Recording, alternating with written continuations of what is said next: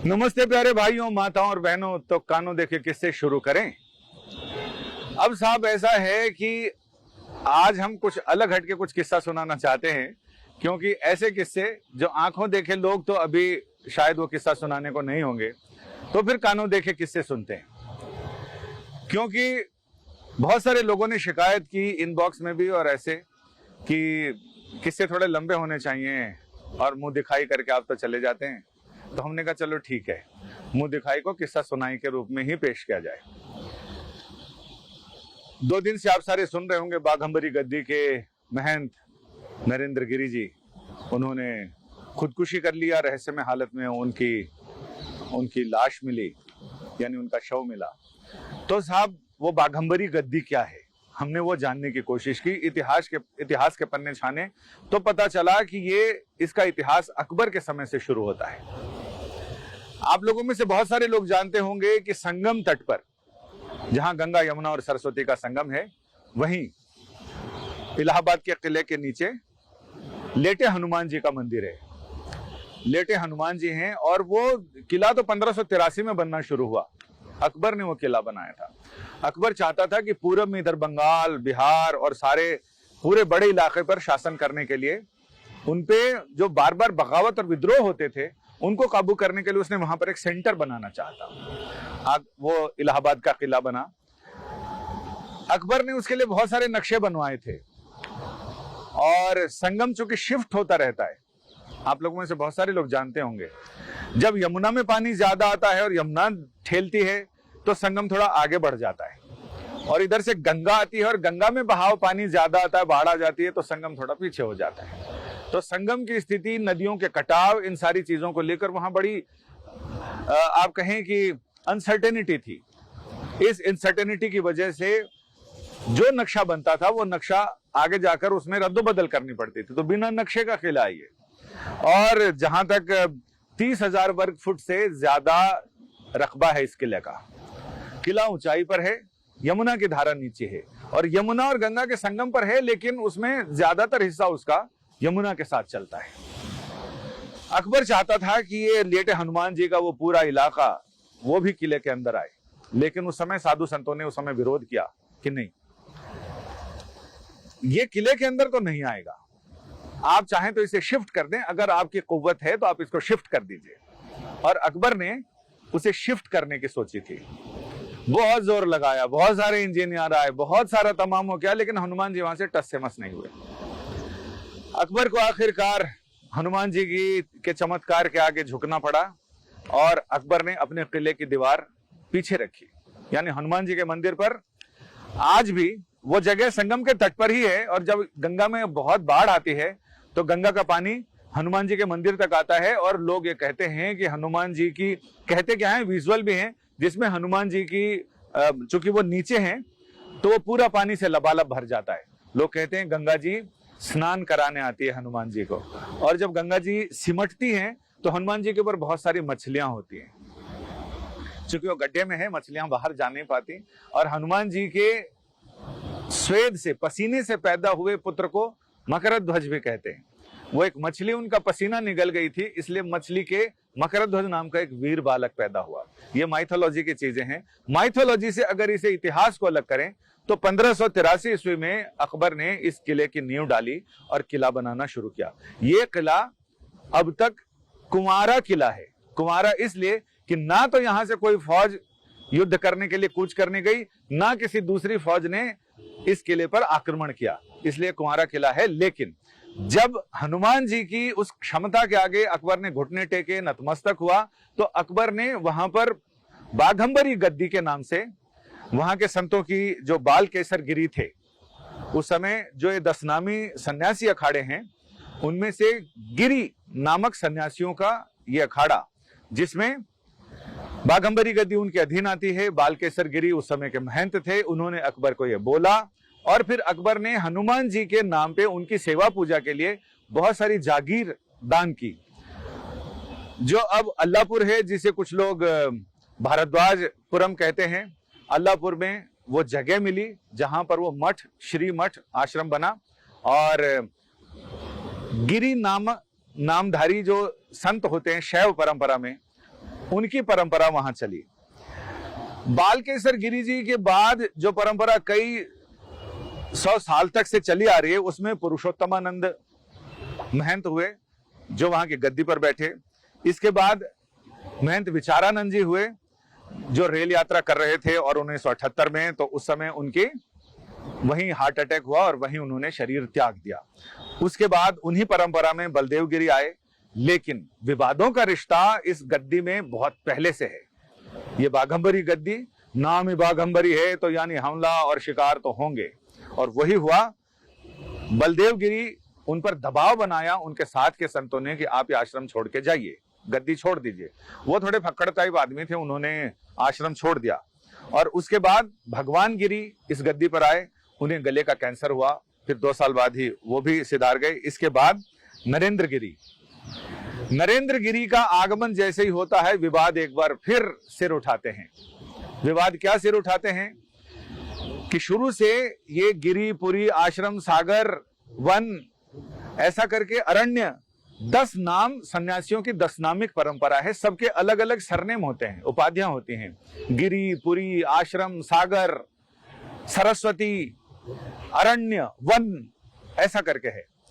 तो नरेंद्र गिरी, इनके बारे में लोग कहते हैं कि इनके गुरु हरगोविंद पुरी जी थे, और शुरू में ये पुरी नामधारी थे, यानी 10 नामियों में पुरी नाम था।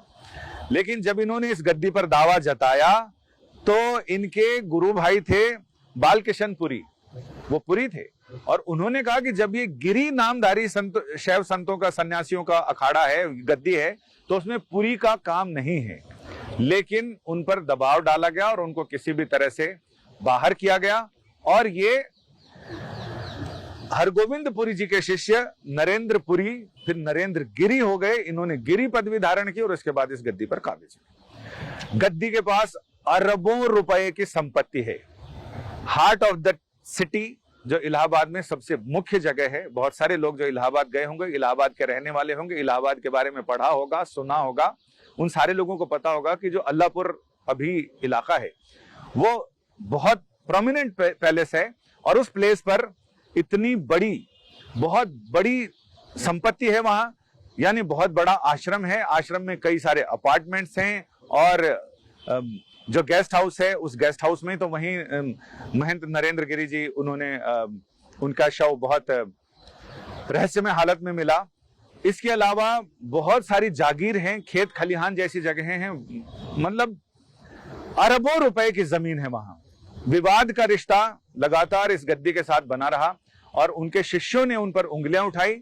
आनंद गिरी और आशीष गिरी ने उंगलियां उठाई। आशीष गिरी का यह कहना था कि इन्होंने बहुत सारी, कई बीघा जमीन महंत जी ने बेच दी है। उनके जाने के बाद भी अभी भी जो विवादों का सिलसिला है वो बंद नहीं हुआ है, क्योंकि अभी भी उनके लिए बहुत सारे वीडियो, बहुत सारी चीजें, बहुत सारे रहस्य अभी भी लगातार उजागर हो रहे हैं। हालांकि सनातन परंपरा ये कहती है कि आदमी जब शरीर छोड़ दे उसके बाद उसके सारे विवादों को भी छोड़ देना चाहिए, लेकिन कई चीजें ऐसी हैं कि इंसान जब भौतिक शरीर उसका खत्म होता है तो यशः शरीर की यात्रा शुरू होती है, लेकिन यशः शरीर में अपयश का भी खतरा बना रहता है। लिहाजा जो रहस्य धीरे धीरे सामने आ रहे हैं उसमें बहुत सारी चीजें ये भी हैं कि साहब वो किस तरह का व्यक्तित्व था उनका। बहुत सारे लोग उनको बहुत ही पुण्यात्मा और महंत जी बताते हैं, लेकिन ऐसा भी नहीं, उनके बारे में कुछ और रहस्यमय जानकारियां देने वाले लोग भी कम नहीं है। आशीष गिरी रहस्यमय हालत में, उन्होंने अपने सिर में गोली मार ली थी और उन्होंने आत्महत्या की, ऐसे ही रिपोर्ट आई, और उन्होंने अपना शरीर छोड़ा। लेकिन विवादों का सिलसिला चलता ही रहा, और बहुत, इसमें कोई शक नहीं है कि ये इसके पीछे जो धन दौलत संपत्ति है उसका कारण जरूर है। लेकिन मुझे ऐसा लगता है, सारा दरियाफ्त करने के बाद, सारी चीजें सोचने के बाद, कि ये सारी चीजें अनायास नहीं हुई हैं। जिसका भी दिमाग चला है, अगर महंत जी को किसी ने सनकाया भी है तो बहुत शातिर ढंग से सनकाया है। महंत जी पर एक और आरोप इस समय लगा था जिस समय उन्होंने एक सचिन दत्ता नाम के प्रॉपर्टी डीलर जो है मोंटी चड्डा और इन सारे लोगों के, पॉन्टी चड्डा, इन सारे लोगों के पार्टनर रहे थे, उनको निरंजनी अखाड़े में शामिल किया था, उन्हें महामंडलेश्वर बनाया, उस पर सच्चिदानंद गिरी के नाम से। और वो सचिन दत्ता थे, उस पर भी विवाद हुआ और उस विवाद के बाद फिर उन्हें अखाड़े से निकालना पड़ा। तो ऐसी बहुत सारी चीजें हैं। जिस भी पार्टी की सरकार आई सत्ता में, जो भी पार्टी उत्तर प्रदेश में आई, नरेंद्र गिरी उनके बिल्कुल संपर्क में रहते थे और उन्हीं के साथ रहते थे। हालांकि बहुत सारे रहस्य अभी भी लगातार लोग सामने लाते जा रहे हैं। तो ऐसे में यह कहना कि जिसने भी इसमें दिमाग लगाया है या जिस तरह से घटनाक्रम आगे बढ़ा है, उसमें एक तीर से कई शिकार हुए हैं। इस गद्दी के सबसे बड़े अधिष्ठाता महंत नरेंद्र गिरी, वो रास्ते से हटे। आनंद गिरी का नाम, उस सुसाइड नोट कहें या फिर वो वसीयतनामा कहें, उसमें आनंद गिरी और कई ऐसे लोगों के नाम हैं, वो सारे रास्ते से हटे। तो इसके पीछे आखिर कौन है जो निकट भविष्य में इस गद्दी पर दावा करने वाले लोगों को बिल्कुल कानूनी तौर पर या फिर इस तौर पर रास्ते से साइड कर रहा है? तो ऐसे में ये जांच होनी जरूरी है। अब तो ये तो हुआ किस्सों का सिलसिला। इसके अलावा हम कुछ खबरों की बात करें, जो कोर्ट की खबरों की, तो इसमें यह कि फैन फिल्म आ रही है जिसमें शाहरुख खान की, जिसमें जबरा फैन हो गया, हाय रे जबरा फैन हो गया, उस गीत पर भी सुप्रीम कोर्ट में, हाई कोर्ट में मामला आया था और आफरीन फातिमा जैदी का कहना था कि फिल्म के ट्रेलर में और बाकी विज्ञापनों में ये गाना दिखाया गया, लेकिन फिल्म में गाना नहीं है। इससे वो बहुत आहत हुई हैं। उनके बच्चों ने खाना नहीं खाया और इस तरह से उनको इसमें इनके अधिकारों का हनन हुआ है। राष्ट्रीय उपभोक्ता फोरम ने फिल्म के प्रस्तुतकर्ता यानी यशराज फिल्म्स को 10,000 रुपए का जुर्माना हर्जाना देने का आदेश दिया था, लेकिन हाई कोर्ट ने सुप्रीम कोर्ट ने उसे पूरी तरह से रद्द कर दिया है। यानी मामले की जांच तो चलेगी, लेकिन यशराज फिल्म की साख भी बची और 10,000 रुपए भी बचे। एनडीए में महिलाओं के प्रवेश को लेकर सरकार ने अपनी पूरी योजना कोर्ट के आगे खुलासा कर दिया और यह कह दिया कि अगले साल से महिलाएं यानी महिला कैंडिडेट एनडीए में दाखिल हो सकती हैं और इसके साथ ही सुप्रीम कोर्ट के आदेश का पालन आगे बढ़ रहा है। अभिषेक बनर्जी, ममता बनर्जी के भतीजे, उनको लेकर भी दिल्ली हाई कोर्ट में सुनवाई चल रही थी और अब अभिषेक बनर्जी को राहत देने से इनकार कर दिया हाई कोर्ट ने। यानी उन्हें ईडी के समन पर ईडी चाहे तो उन्हें पेश होने को कह सकता है। उनकी गिरफ्तारी पर उन्होंने रोक लगाने की मांग की थी, लेकिन कोर्ट ने उसमें भी कोई राहत नहीं दी है और अगली सुनवाई अगले सोमवार को होगी। इस बीच ईडी जो चाहे वो करे। पिछले एपिसोड पर आप लोगों की बहुत सारी प्रतिक्रियाएं आई हैं, जिसमें मैं कुछ के बारे में आपको बताता हूं। अमित कुमार लिखते हैं, सर आप लीव पर ना जाया करें, हम कानों से अंधे हो जाते हैं। चलिए साहब, थैंक यू। हम कोशिश करेंगे कि लीव पर ना जाएं और आपके लिए पेश होते रहें। ये जहाज वाले प्रकाश के चुटकुले, हाँ साहब, चुटकुला टाइप की चीज लिखी है ना। सर जी, मैंने एक बार आंखों से सुना था, अगर आपकी इजाजत हो तो आपको बताऊं। बताइए साहब, आप ऐसा भिड़ा के छोड़ देते हैं तो ये थोड़ा गड़बड़ है। और मनोहर सिंह देवड़ा लिखते हैं, सर पद्मावत विवाद में एक बात समझ नहीं आई, जब हमारा संविधान कहता है कि आपको अभिव्यक्ति की स्वतंत्रता है लेकिन किसी की भावनाओं को ठेस नहीं पहुंचा सकते, तो कोर्ट ने फिल्म दिखाने का फैसला क्यों लिया? फिल्म दिखाने का फैसला इसलिए लिया कि कुछ लोगों की भावनाएं आहत हो रही थी और कुछ लोगों को ये लग रहा था कि ये बिल्कुल अभिव्यक्ति की स्वतंत्रता है और इसमें डिस्क्लेमर लगाकर उन्होंने फिल्म को आगे बढ़ाया। ये सारे लोग जानते हैं कहानी किसकी थी, क्या थी, लेकिन डिस्क्लेमर लगने के बाद बहुत सारी चीजें बिल्कुल नेपथ्य में चली जाती हैं और सिर्फ नाटक और कहानी सामने आते हैं। चलिए, आपसे बातें हुई, आपसे अगले एपिसोड में फिर मिलेंगे कुछ नई कहानियों के साथ। नमस्ते।